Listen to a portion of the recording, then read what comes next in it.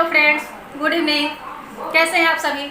आशा करती हूं कि आप सभी स्वस्थ होंगे, मस्त होंगे और अपनी पढ़ाई बिंदास तरीके से कर रहे होंगे। बीपीएससी के नोटिफिकेशंस बहुत ही जल्द आने वाले हैं और उसके रिगार्डिंग ही मैं अपने सारे सब्जेक्ट्स पे topic by topic lecture videos ला रही हूं। जैसा कि मैंने अपने पिछले वीडियो में बताया था कि अब से मेरे लेक्चर वीडियो कंटिन्यू आते रहेंगे। पर डे कुछ न कुछ विषयों के कुछ न कुछ इंपॉर्टेंट टॉपिक्स पे मैं कंटेंट डाला करूंगी। तो आज हम शुरू करते हैं बिहार विशेषांक। मैं हूं आपकी दोस्त अंजलि आनंद और आप सभी का स्वागत है हमारे channel crazy stars by Anjali Anand में। आज हम जानने वाले हैं बिहार विशेषांक, यानी कि बिहार की स्थापना कब हुई, बिहार का नाम बिहार क्यों पड़ा, बिहार में कौन कौन से व्यक्ति किस किस पद पर हैं, बिहार में कितने जिले हैं, कितने प्रमंडल है, इस तरह की बहुत सारी बातें। और सबसे इम्पोर्टेंट है बिहार के इतिहास की। आज हम अपने इस वीडियो में जानेंगे बिहार के गौरवशाली इतिहास को, इसके सारे इतिहास, क्योंकि इसका महत्वपूर्ण योगदान क्यों रहा है भारत के इतिहास में। तो शुरू करने से पहले चलते हैं जानने के लिए बिहार की स्थापना, कि बिहार की स्थापना कब हुई। तो अगर सारी से स्वतंत्रता के बाद की बात की जाए तो बिहार की स्थापना 22 मार्च को हुई है। 22 मार्च 1912 को स्वतंत्रता के अंग्रेजी शासनकाल में ही बिहार की स्थापना हुई थी और 22 मार्च को ही बिहार का स्थापना दिवस के रूप में मनाया जाता है। इसके बारे में और कुछ बताने से पहले सबसे पहले हम जानते हैं बिहार के गौरवशाली इतिहास को, कि आखिर बिहार का नाम बिहार क्यों पड़ा। बिहार का नाम बिहार पड़ने का सबसे बड़ा कारण है क्योंकि आप सभी को पता है कि बिहार बौद्ध धर्म का सबसे बड़ा केंद्र रहा है और बिहार में बौद्ध मठों की संख्या अधिक होने के कारण बौद्ध भिक्षु उसे बिहार कहा करते थे, यानी कि बौद्ध भिक्षुओं के जो मठ होते थे वो विहार कहलाते थे और उस विहार से ही बिहार का नाम बिहार पड़ गया, यानी कि बिहार से बिहार। अब अगर बात की जाए कि इसके महत्वपूर्ण होने की, इसके ऐतिहासिक दृष्टिकोण की, तो मैं आपको बताऊं कि बिहार भारत के पूर्वी भाग में स्थित विशेष राज्य का दर्जा प्राप्त करता है और ये ऐतिहासिक दृष्टिकोण से भी सबसे महत्वपूर्ण राज्य है। अगर हम ये कह लें कि ऐतिहासिक दृष्टिकोण से अगर हम देखें तो भारत की अगर कल्पना की बात करें तो बिहार के बिना भारत की कल्पना ही नहीं हो सकती। सामान्य शब्दों में अगर हम कह लें तो बिहार के बिना हमारा भारत अधूरा है। और अगर बिहार के इतिहास की बात की जाए कि इसे हम कैसे समझेंगे, तो बिहार के इतिहास को जानने के लिए हमें इसे 3 कालखंडों में बांटना होगा, यानी कि हमें 3 पार्ट से बिहार के इतिहास को जानना पड़ेगा।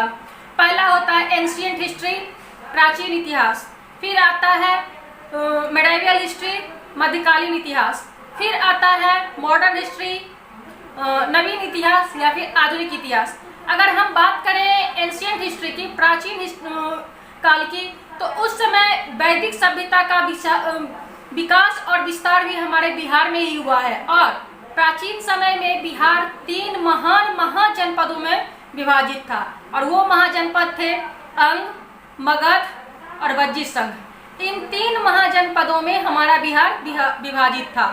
और अगर बात की जाए कि मगध और लिच्छवी की देन की, तो मैं आपको बताऊं कि अभी जो विश्व के बहुत सारे देशों में और मुख्य रूप से भारत में जो ये गणतांत्रिक पद्धति अपनाई जा रही है, यानी कि जिस आधार पर हमारा ये लोकतंत्र चल रहा है, जिस आधार पर हमारी ये पूरी शासन व्यवस्था चल रही है, तो मैं आपको बताऊं कि ये भी हमारे बिहार की ही देन है।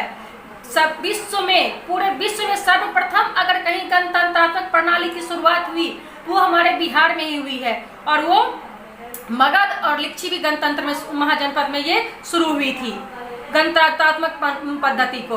और अब मैं आपकी जानकारी के लिए ये भी बताऊं कि प्राचीन काल में जो अर्थशास्त्र के महान रचयिता थे कौटिल्य, जिन्हें कि लोग चाणक्य के नाम से भी जानते हैं, बिहार भी उनकी कर्मभूमि रही है। बहुत बड़े बड़े दिग्गज अशोक, बिंबिसार, जरासंध, चंद्रगुप्त, इस तरह के जितने भी महान लोग हुए हैं उन सब का अवतरण हमारे बिहार में ही हुआ है। चाणक्य भी मगध के जो महान सम्राट हुआ करते थे, चंद्रगुप्त मौर्य के वो सलाहकार हुआ करते थे।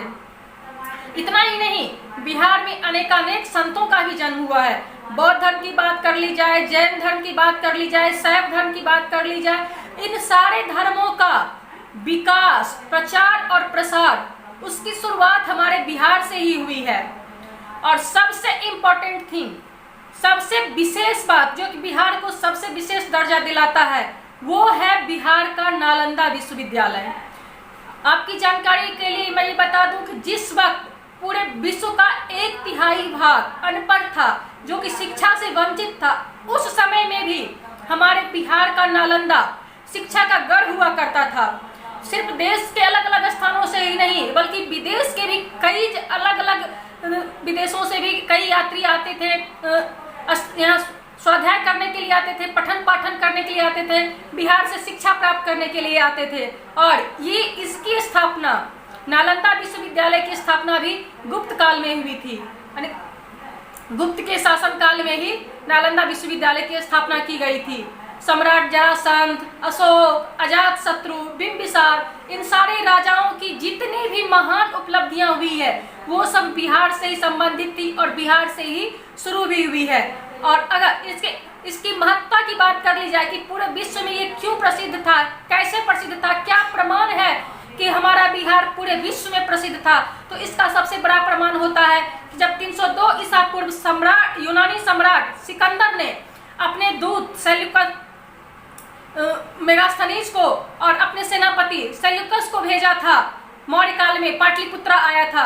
और पाटलिपुत्रा की मैं बात करूं तो ये वही पाटलिपुत्रा जो अभी वर्तमान में हमारे बिहार की राजधानी पटना है, यानी कि पटना का ही पुराना नाम पाटलिपुत्रा रहा है। और वो इन दोनों ने, मेगास्थनीज ने और सेल्यूकस ने आकर पाटलिपुत्र में समय बिताया।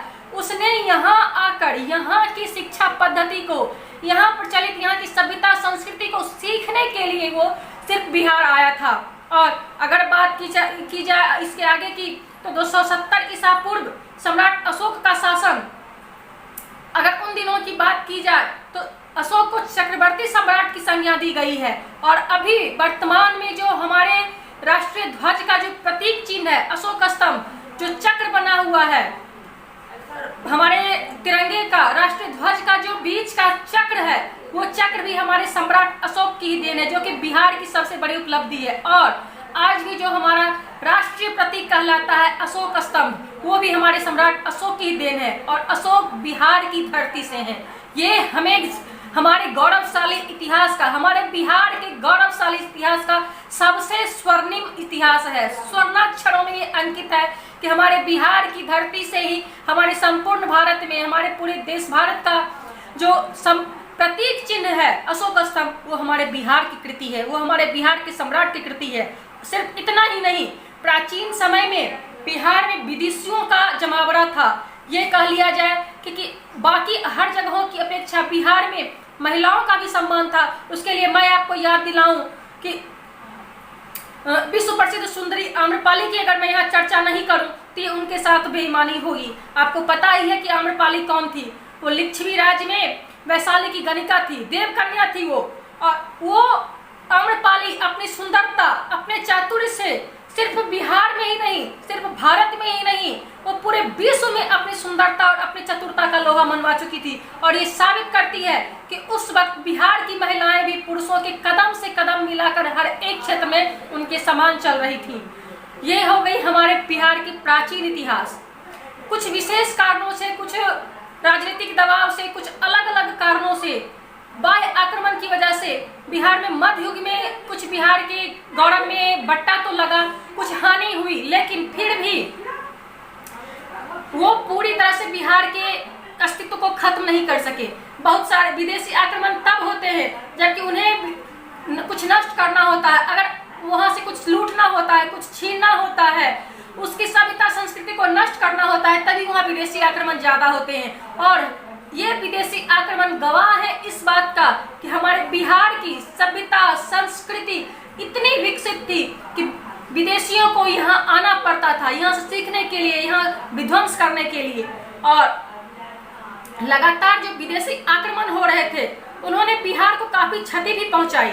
मध्य युग में अगर कहा जाए तो बिहार का राजनीतिक और सांस्कृतिक केंद्र के रूप में प्रतिष्ठा का बहुत ह्रास भी हुआ था।